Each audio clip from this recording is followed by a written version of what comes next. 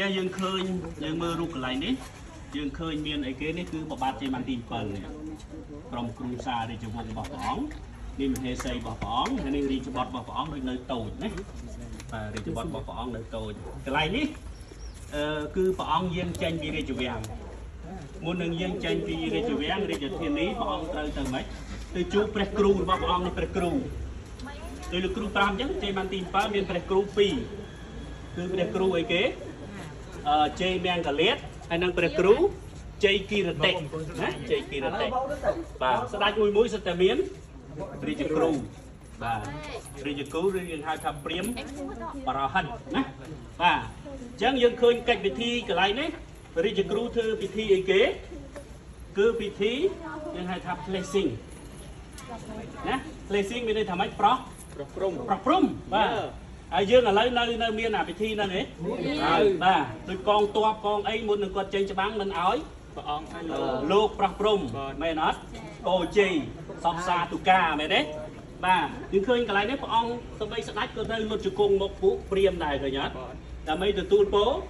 កោជ័យសេរីសួស្ដីពីព្រះគ្រូហើយនេះឃើញទេនេះសិតតែកូនចៅរបស់ព្រះគ្រូឃើញទល់ខ្នងគ្នាទឹកម្នាក់មកផ្ទាល់ទេឃើញអត់នេះទឹកមុននេះអានេះដូចជាស្បូវយកមកចងស្គាល់ស្បូវឃ្លាំងណាហ្នឹងនេះស្បូវមកកញ្ចប់លោកឥឡូវដូចជាយកស្អីលឹកចេកហ៎ដូចធៀងដូងឬក៏អាជក់ថ្នោតជក់ថ្នោតត្រឹមមកញាត់ចូលក្នុងកាយោធ្វើនេះដូចគ្នាហ្នឹងហើយទឹកមកផ្ទាល់មកប្រោះព្រំដូចគ្នាអញ្ចឹងលោកគ្រូគាត់តែចង់បង្ហាញថាចម្លាក់ដែលបង្ហាញអំពីទំនៀមទម្លាប់នៃការប្រោះព្រំលើករាសីហ្នឹងវាមានតាំងពីសម័យអង្គរមកទោះបីថានេះជាទំនៀមទម្លាប់របស់ព្រាហ្មណ៍ក៏តែប្រសងនៅបច្ចុប្បន្នក៏នៅតែបាទទទួលនៅអាវប្បធម៌ប្រពៃណីប្រោះព្រំរហូតដល់ឥឡូវណាបាទនេះសិទ្ធិទាហានបាទរងយាងចេញទៅទូសុខទុក្ខជារាជរបស់ព្រះអង្គអីចឹងទៅចឹងណាមិនតែកន្លែងនេះតាមអ្នកនេះខ្លះថាព្រះអង្គយាងចេញពីរាជធានីអង្គរនេះទៅកាន់រាជធានីមួយទៀតគឺនៅបន្ទាយឆ្មានៅបន្ទាយឆ្មាហ្នឹងគឺមានប្រាសាទមួយដែលព្រះអង្គធ្វើថ្វាយដល់រាជបុត្ររបស់ព្រះអង្គដែលពលីនៅក្នុងសង្គ្រាមជាមួយចាមកឈ្មោះស្រីស្រិនត្រៈកុមារណាស្រីស្រិនត្រៈកុមារអញ្ចឹងប្រាសាទបន្ទាយឆ្មាហ្នឹងគឺធ្វើដើម្បីឧទ្ទិសដល់រាជបុត្ររបស់ព្រះអង្គនឹងឯងជាការចងចាំព្រោះគាត់ជាមេទ័ពណាព្រះអង្គជាមេទ័ពដែលបានពលីនៅក្នុងសមរភូមិសង្គ្រាមរវាងចម្ប៉ាហើយនឹងម៉ែហើយយើងមើលរូបដែលមុននឹងព្រះអង្គយាងចេញ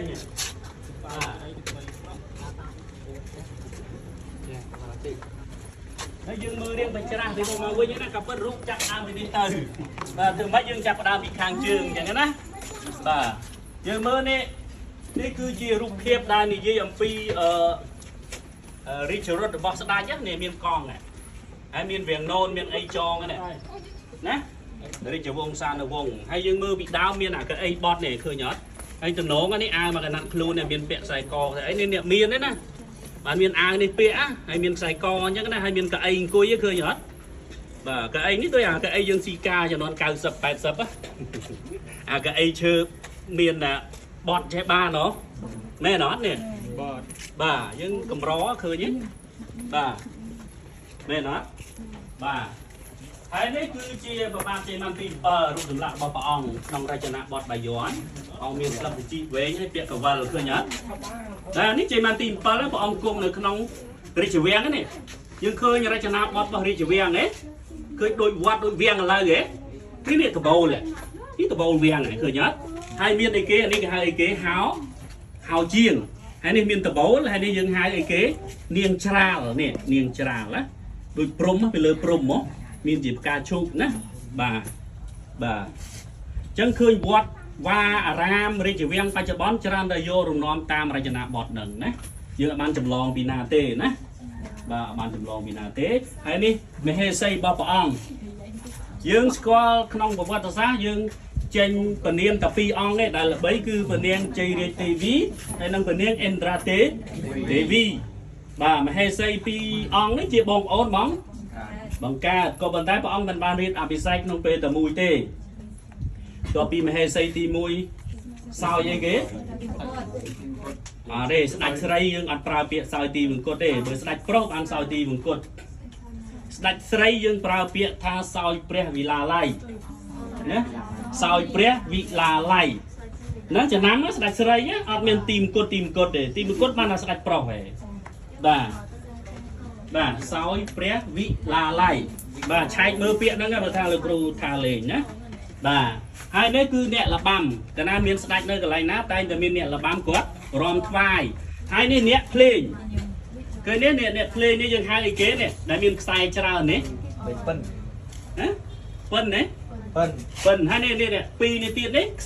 sai tầm mùi gìยังhai cái ông có sai mùi đấy bơ nó thấy cái hơi sật điều sạt điêu lập lưu sạt điêu ấy là lại sạt điêu chỉ phía xa thay cứ ở trong dây như thế cái thay dương pra phía xa thay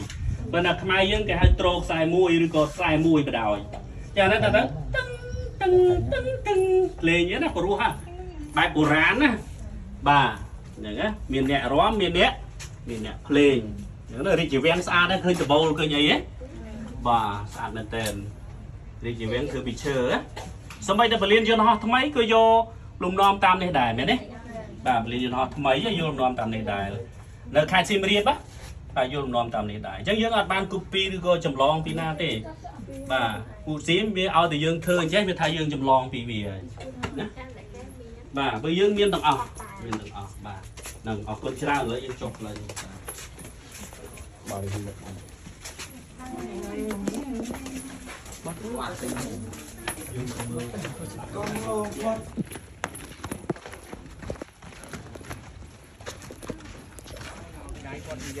่